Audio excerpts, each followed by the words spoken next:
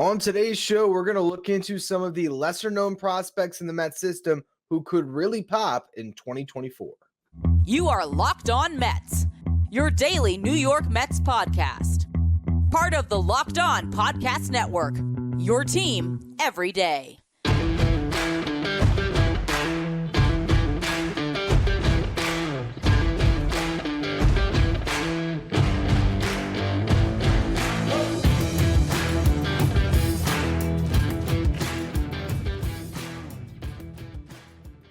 Hello to all you amazing Mets fans. You're watching Locked On Mets, part of the Locked On Podcast Network, your team every day. I'm your host, Ryan Finkelstein. If you want to find any of my work, follow me on X at Finkelstein Ryan. You can also find some of my writing at justbaseball.com, where I work as the managing editor. Today's episode is brought to you by FanDuel. Make every moment more. New customers who join today will get $150 in bonus bets if your first bet of $5 or more wins. Visit FanDuel.com/lockedon to get started. Yesterday, I broke down my top 10 prospects in the Mets system, and today I just want to get into some other names of prospects that fans should know and be watching this season. Guys that could pop and eventually become top 10 prospects in this system. And we're going to start the show with first the 5 names that were just left off of my top 10, and then we're going to zero in on a pitcher and a hitter that I think you should really pay attention to this year, guys that could absolutely pop and be considered some of the better prospects in this system by year's end. We'll begin with the 2 guys that I actually considered for that number 10 spot, Dominic Campbell and Alex Ramirez. I went with Kevin Parada, and I had some buyer's remorse today, I'll be honest. Part of me was like, man, should I have just gone with Alex Ramirez? Because I sort of believe in a bounce back there more than I do with Parada, but I digress on that. I did an entire show talking about those 2 players couple weeks ago, and I also broached the subject on yesterday's show. Dominic Campbell's another guy I spent a lot of time talking about this offseason when I broke down the Mets prospects who are closest to the big leagues. I did a whole segment on Dominic Campbell's pitch data. He is definitely starter depth for this team this year. He's getting close, probably spends this season in AAA Syracuse. If he has a good year, he could be knocking on the door, certainly. Okay, the other 3.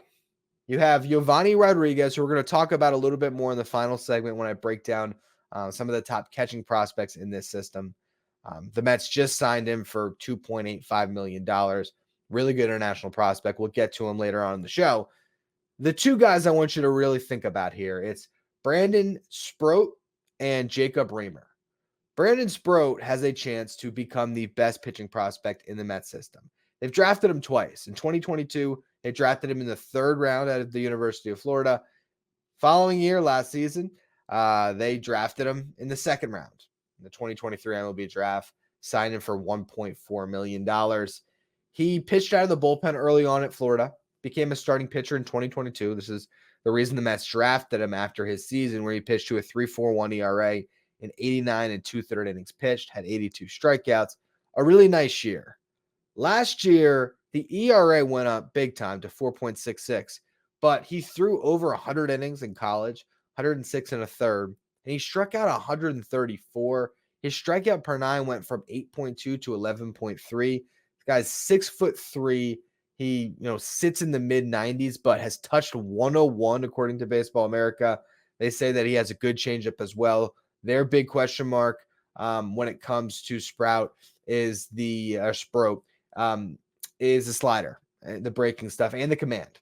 And they also sort of note that the Mets had a lot of success with Christian Scott from the University of Florida, a former reliever in college, developing him. And I think the hope would be that they could develop Sproat in the same way. And when you have a guy that, again, can touch over 100 miles per hour when you drafted him, that's really exciting to see. So he's going to start out the year most likely in high A. There is a lot of reliever risk here, but hey, if you have a guy that is throwing 101 out of the bullpen, that is pretty good. If he can figure out his command, though, sit in the mid to high 90s instead of maybe always touching that 101, there's a chance here that he could be a really good starting pitching prospect. This is a big season for him to get his feet wet in high A. If all goes well, he might end the year in double A, sort of similar to the trajectory we saw Blade Tidwell go through last year. And with Tidwell and Sproat, that the Mets have two high-velocity arms in this system that have a chance to be frontline starting pitchers. And that's exciting because when's the last time the Mets developed a frontline starter? It's that whole wave that went to the World Series all those years ago with the DeGrom, Matt, Syndergaard, Wheeler, that whole bunch. And since then, I mean, who's the best pitching prospect they've developed? David Peterson or Tyler McGill, who I found a way to get into today's show. I was wondering, how am I going to talk about McGill's Grapefruit League? And it just naturally came up there. He pitched well on Thursday night. 3 scoreless innings, 4 strikeouts, did not walk a batter. McGill's strong spring is really exciting to watch because they need him to be big this year, although he had a really good spring last year too, so we can't take too much stock from that. Staying on pitchers here, I will get to Jacob Reimer in a second, but I want to talk about one more pitcher before we get to him, Nolan McLean. I spent a little bit of time on him on a show about a week ago, I think, but he's a two-way player, had a 957 OPS at Oklahoma and struck out like 35% of the batters he faced. Another guy the Mets are hoping they can develop into a starting pitcher. Average 95 on the fastball, has touched 98. He's 6'4", big frame, strong arm, doesn't have the best control. They got to work on that. Has to work on his secondaries. It's another guy that's maybe not as high of upside as Sproat, but a similar pitcher in the sense that you love the stuff, you now got to develop it. All right. Now we're going to get to the player to watch this year, a guy that I believe will be in the Mets top 10 by the end of this season. That's Jacob Reimer. 75 games last year in Port St. Lucie. He hit 280, 412 on base, 392 slug. Has to develop a little bit more there. Had an OPS of 804. Ends up in high A at 19 years old. In 25 games. He struggled a bit, but still drew his walks and got on base at a 354 clip. Last year he was 19, I should say. He just turned 20, I believe, last month. Was drafted in the 4th round in 2022.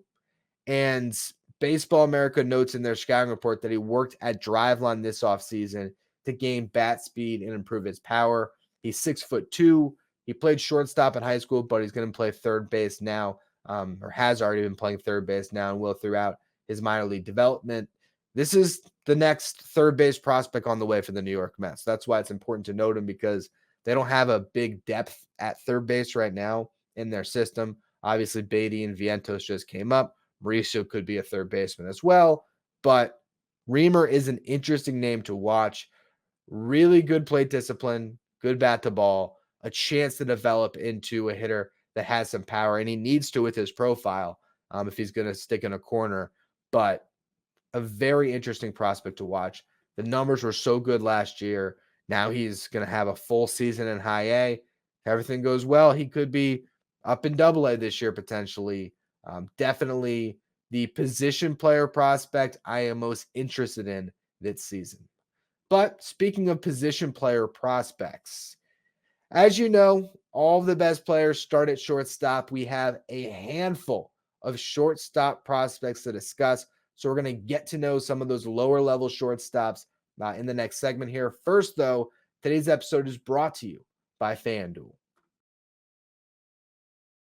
Get buckets with your first bet on FanDuel, America's #1 sportsbook. Because right now, new customers get $150 in bonus bets with any winning $5 bet. That's $150 if your bet wins. You can bet on all your favorite NBA players and teams with quick bets, live same-game parlays, exclusive props, and more. And right now, we got the MLB futures to look at. I did a show breaking down all the different betting odds this week. The Mets to win the World Series at plus 5,000, to make the playoffs. That was at plus 1,200, to win the National League at plus 2,100, to hit their over-under on wins. I think it was set at 81.5. So a lot of stuff that you can look at there. You can also look at players when it comes to their futures, like Pete Alonso or Francisco Lindor to win the MVP. All of that can be found at FanDuel. And again, you place that $5 money line bet on an NBA game or anything else going on right now. If you win it, $150 in bonus bets guaranteed. Just visit FanDuel.com/lockedon and shoot your shot. FanDuel, official sportsbook partner of the NBA. When you look at any team's top 30, you're going to find nothing but shortstops, because everybody starts at shortstop and then they move over to third, to second, out into a corner spot in the outfield, maybe to center field. They always sign as shortstops. And right now the Mets have a handful of shortstop prospects to watch this year. That's not even counting Jet Williams and Luis Angel Acuna. I talked about Colin Houck on yesterday's show because he ranked in my top 10. I had him at number 9. Of course, he was the Mets' first-round draft pick this past year. He's going to be starting in Port St. Lucie. Be really exciting to see what he does. Next to him in that infield, probably going to see Marco Vargas. I imagine he's playing second base this year. Some are really high on Marco Vargas. Remember, he's the prospect the Mets got, or the headlining prospect they got in that trade with the Miami Marlins where they sent David Robertson at the deadline. They also got Yovani Rodriguez, the catching prospect that we'll be discussing a little bit more in the next segment. But Vargas had a really good season. Scouts rave about his bat-to-ball skills. He hit .283 with the Marlins in the Florida Complex League last year with a .455 on base and a .442 slug. Walked at a 23.5% clip. Only struck out about 14% of the time. Really did well. Ended up just kind of moving over to play with the Mets in the Complex League. And in 15 games, he did struggle, but he still got his walks and showed that plate discipline.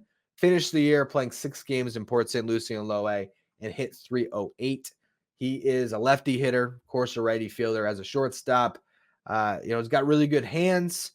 Probably profiles as a second baseman anyway because he doesn't have the strongest arm. And again, with Colin Houck, the first-round draft pick, starting the year in Port St. Lucie as well, he's not going to be the starting shortstop. Houck is. So I imagine Vargas slides over to second base. But really interesting prospect to watch. We'll see if he can develop any power, but as long as he continues improving with his bat-to-ball skills and is getting on base at a good clip, there is a nice second baseman potentially in the future, or a guy that could be a utility bench infielder that can do a lot of things for you. Another guy I want to talk about here is Boston Barrow, who was drafted in the 8th round by the Mets out of high school. They went over slot to sign him this past year. He had $700K.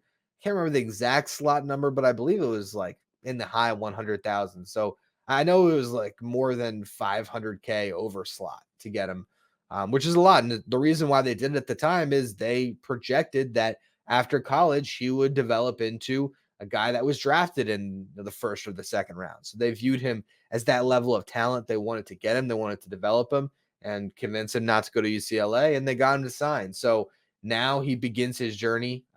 Last year, he did play 7 games in the Florida Complex League, and he hit .316 in those games. We'll see how he does, I'd imagine, especially considering the fact that you have Houck and Vargas and also Jesus Baez that we'll talk about in the next not in the next segment, in a second here. I imagine he'll stay in the Complex League this year until some of those guys potentially move on to high A, and then he might finish the year in Port St. Lucie. But definitely a guy to watch. The Mets clearly love him to give him that level of a signing bonus, and we'll just have to see how he hits. I just mentioned Baez, so let's just get to him now. The Mets signed him in 2022. He hit 7 home runs in the Dominican Summer League that year and won the Mets Dominican Summer League Player of the Year for doing it. 7 home runs doesn't sound like a lot, but when we're talking about teenagers, it is. Last year, he struggled a lot more. He had an OPS of 640 in 40 games in the Florida Complex League. So he did so well in the Dominican Summer League in 2022 that he ended up getting that opportunity to come stateside, and it didn't go well for him. But that was also his first year stateside and playing in a much more difficult league. If you look at Baseball America, how they view him, they believe he'll move off shortstop and go over to third base, particularly with Houck and Vargas being on this same team. They do rave about a plus arm, so the ability to be a third baseman. And they also, if you're looking at all of these different shortstop prospects, he's the guy that they really mentioned the power to dream on. As I said, 7 home runs in the Dominican Summer League. In 2022, the power didn't translate as much last year, but he had a lot of struggles. He started to press. His ground ball rates sort of skyrocketed because of it. If he is more comfortable having a good season, you could see a power surge from Jesus Baez. And I mentioned Jacob Reamer. Here's another guy that could end up being one of these third base prospects for the Mets that has a chance. So definitely a guy to keep an eye on this season. The last one is another prospect the Mets traded for at the deadline, Yovani Rodriguez. They got him in the Tommy Pham deal from the Arizona Diamondbacks, and he popped when he got with the Mets in the Dominican Summer League. With the Diamondbacks, he hit 246, 363 on base, 377 slug in 38 games with their Summer League team. Heads over to the Mets, he hits 422, 536 on base, 711 slug. He had 4 doubles, 3 triples, and a home run in 13 games, and really caught the eye of a lot of scouts with that performance. And that's why we started to see him shoot up prospect rankings. Baseball America notes a very low in-zone whiff rate. So when pitches are in the zone, he's not swinging through them. Doesn't strike out a lot, does walk a lot. So all those different things promise a hitter that could have a very good hit tool as he continues to develop. Has to put on some strength to develop his power, but Baseball America was pretty high on his ability to be able to do that as he continues to develop. I imagine he's going to start this year in the Florida Complex League. So in Port St. Lucie, you're going to see Houck, Vargas, and Baez. In the Complex League, you're going to see Barrow and Rodriguez. And we'll see how all those guys develop.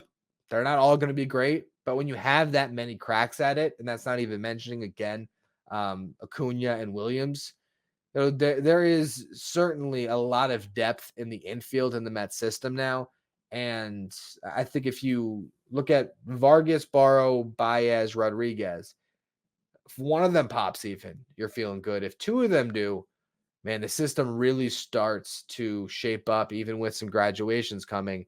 And Colin Houck is the big X factor, because if you hit on that pick as you did with Jet Williams, and Houck even has some more power to dream on, a little bit of a different player, which is nice. More power based, big, stronger guy compared to more of a smaller, speed based profile. Yeah, the Mets farm system could have that next wave, and that's what you need. You need to hit on your draft picks, hit on your signings, and more importantly than anything else, you have to develop well. That's going to be a huge, huge deciding factor if the Mets can get to that sustainable winner that they have talked about. That's, I'm sure, very high on David Stearns in that front office's mind. How do they continue to improve in that department? They brought on Andy Green to be a big voice when it comes to player development. So we'll see over the next couple years how the Mets improve in that regard. But we have some catchers to discuss next, primarily the big international signing of the offseason, Yovani Rodriguez. So I'll discuss him and a couple other catchers in just a minute. First, though, another word from our sponsors. Let's talk catchers. Obviously, the New York Mets are pretty set with Francisco Alvarez as their starting catcher right now, and he'll be in that position for a long time. But developing catchers is important, not only to have backups, but to have guys that can be traded. If you have a top catching prospect, that holds a lot of value on the market. Same thing goes with shortstops and pitchers. So those are always the 3 areas that you really want to focus when it comes to positions in farm systems. A lot of top catching prospects move off the position. Top shortstop prospects move off the position, but the best athletes sort of start at those 2 spots. So Yovani Rodriguez is the next top catching prospect on the way for the Mets. Baseball America, sight unseen after being signed this winter, has him number 13 in the Mets system, which speaks to the type of international prospect he was. A lot of people had him as a top 5 international prospect in this class. Scouts rave about the defense, great pop times, a very strong throwing arm. They think he's going to be a plus defender, and there's hope that he can develop into at least a 20 home run type hitter who could be above average there as well. The Mets signed him, I don't think if I mentioned this on the show yet, for $2.85 million. It's a huge signing bonus. He's going to begin this year most likely in the Dominican Summer League, see if he can play himself into a stateside role where he ends up in the Florida Complex League. But definitely the top catching prospect in this system right now, of course, excluding Kevin Parada from that. But in my eyes, honestly, it's funny because I did rank Parada 10, but if I'm thinking about future value, I'm way more excited about what Rodriguez can be than what Parada can be. Parada is just much closer to the big leagues, and the hope is still that he can tap back into that great hitter he was in college and be something for the Mets. But I'm higher on Rodriguez as far as being a catcher. Obviously, the bat right now for Prada is going to be better. He's way older, way more experienced, and there's a much more likely chance he's going to be a big leaguer. He's already up in Double-A. Rodriguez, there's a wide range of outcomes, and the best way I can describe that is looking at Deron Gutierrez, who was the big signing the Mets made a year prior. He got $1.9 million, and he's fallen off prospect rankings. And when this happens for a top prospect, or just a prospect, I should say, that's playing in the Dominican Summer League, it becomes nearly impossible to get information on him. Baseball America had him at 28th going into last season in the Mets system, and now they dropped him off entirely out of the top 30 because he hit 186 in 50 games in the Dominican Summer League. So, again, not a lot that we can find on him now. He's still just 18 years old. Not sure if he's going to be in the DSL or the FCL this year. He's still young enough that he could turn things around, but that's why you don't put a Rodriguez over a Parada, because while no one expects this to happen to Yovani Rodriguez, people probably weren't expecting that from Gutierrez last year. He wasn't the same type of prospect, but he still got nearly $2 million in a bonus. So things can happen. Guys can fall off in a big way once they start to get into these summer leagues or the complex leagues that really change their value. So we'll just see what those two guys in particular do. It definitely gives them at some upside at the position, certainly, though, with having these teenagers that were signed to big bonuses that hopefully could end up being something. Now, Ronald Hernandez is an interesting prospect to discuss. He was the other guy the Mets got in that trade where they sent David Robertson to the Marlins. He had the best on-base percentage in the Florida Complex League last year at .476. He hit .274, had an .875 OPS. Doesn't necessarily grade out as the best defensive catcher. According to Baseball America, he receives well, shows leadership and character traits the Mets value, but they don't view him as a great defensive catcher. So he's got to work in that regard. And we'll see what he develops into as a hitter. The fact that he got on base at that clip, hit for that high average, it's a really good sign. He's going to be the starting catcher in Port St. Lucie this year, and he absolutely has the chance to pop right now. I think they had him at 25 by Baseball America. I think he could certainly crack the top 20 this year, maybe even the top 15 with a big season. He's not necessarily a guy that you're looking at right now and say, oh, he'll be a starting catcher in the big leagues, but you got to develop backups too.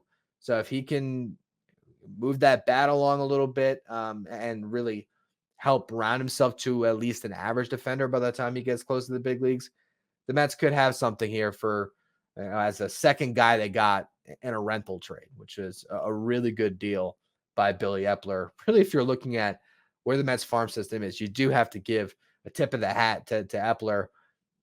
Think about the guys we've talked about today that came from the Epler regime. Vargas and Hernandez in the Robertson trade. Jeremy Rodriguez in the Tommy Pham trade. Drafting Boston Barrow and Colin Houck. Jacob Reimer, I think, was another pick, 2022 by the Epler regime. So if this farm system ends up becoming one of the top 10 in baseball consistently, Billy Epler, for his 2-year stint, is going to deserve some credit for that. Obviously, what's going to happen from here on will be credit given to Billy Epler's regime. It's going to be exciting to watch in Port St. Lucie this year, as pretty much each spot in the dirt has a top 30 prospect, with Jesus Baez at third and Colin Houck at short and Marco Vargas at second. Ronald Hernandez behind the dish. You go up to high A, you got Jacob Reimer at third base, maybe the top third base prospect in this system soon. Maybe, two top pitching prospects on the way with Brandon Sproat and Nolan McLean. You go back to Double-A, there's holdovers from last year with Blade Tidwell, Tyler Stewart, Joando Suarez in that rotation. Jet Williams, I believe, starts the year in Double-A. Triple-A, you got Acuna and Gilbert. There's just a lot of depth in this system. At each level, you can sort of find names that you want to watch and pay attention to, and that is the makings of a really good farm system. So the Mets have done some nice work there. They bought a rebuild at the trade deadline last year, even if Steve Cohen doesn't like it to be referred that way. That's really what they did. Whether they bought it or traded their assets to get it, regardless, they really made the farm system over with those deals, and also just with the steady development that they've had over the last couple of years, with drafting pretty well, making some solid signings. We'll see how all this translates 5 years from now. That's really what you're talking about with prospects, but it feels like a much brighter future than we would have talked about, back in 2020. So I'm excited to see where all of this goes. But I will also say we will focus a little bit more on the big league team next week. This sort of wraps up our preseason prospect coverage as guys do stuff in those summer league or those spring training games. Of course, we'll be talking about guys like Jet Williams, Drew Gilbert, and Luis Angel Acuna. But we're going to now really start to ramp up season preview coverage here with Locked On Mets. So I appreciate all of you who will be tuning in. If you're listening on the audio side, follow, rate, and review wherever you get your podcasts. If you are watching on YouTube, hit that subscribe button. Trying to get to 8,000 subs by opening day. And we're going to get there well before that, I believe. I think we're like 25 away. So thank you to everyone who has subscribed. Follow me on X at Finkelstein Ryan. Follow the show at Locked On Mets.